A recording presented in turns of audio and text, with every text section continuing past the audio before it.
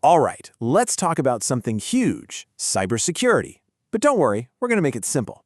We're going to use a framework you already get, something you do every day, driving a car. So, let me ask you something. When you hop in your car, do you honestly think you're 100% safe, like zero chance of anything going wrong? A tiny fender bender, a flat tire, even just a scratch in the paint? No way, right? Absolute, perfect safety, it just doesn't exist. And guess what? That exact same idea is true for our digital lives. Getting that is really the first big step to handling cyber risk the right way. You know the way we deal with risk on the road? It's actually a perfect analogy for cybersecurity. Think about it. Where you put your money when you buy a car. You're focused on the stuff that protects what really matters. Your life. So you want airbags, seatbelts, anti-lock brakes. You prioritize those things over, say, a flawless, scratch-proof paint job.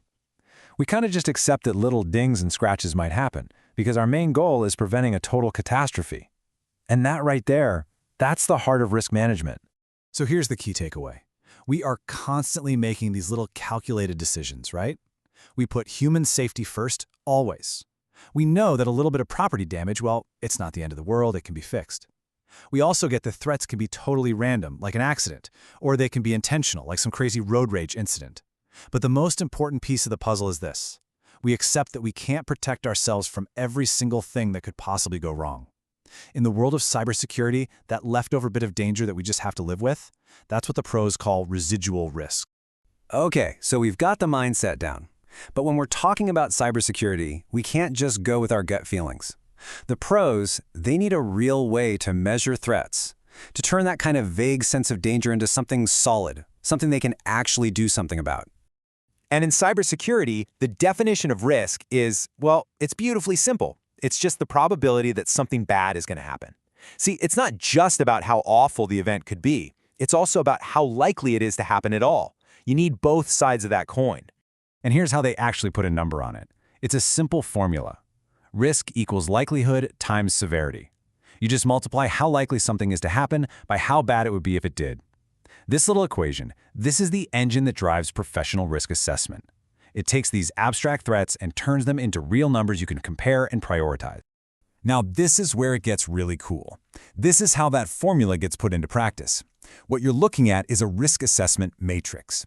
See, on one side, you've got the likelihood, and on the other, you've got the severity or the impact on the business.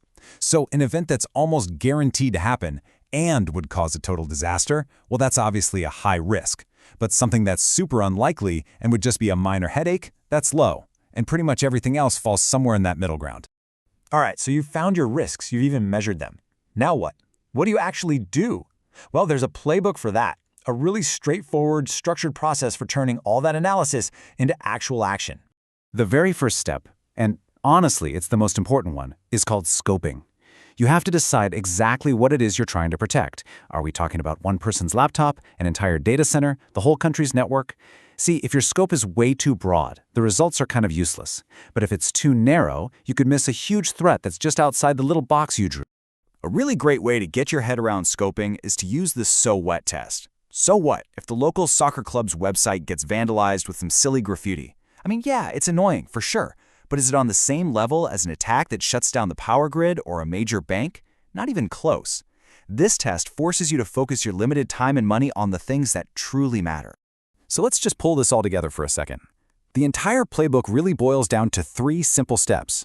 First, you scope it, define your battlefield. Second, you analyze it, measure the threats using that likelihood versus severity model. And third, you make a choice. You either mitigate the risk by putting in a safeguard, or you make a conscious decision to accept it. So, that's the playbook. Scope, analyze, and then mitigate or accept. Now, to see how this all works in the real world, let's dive into a really fascinating case study about how experts try to predict attacks that seem to come completely out of the blue. This is the million-dollar question for any big company, right?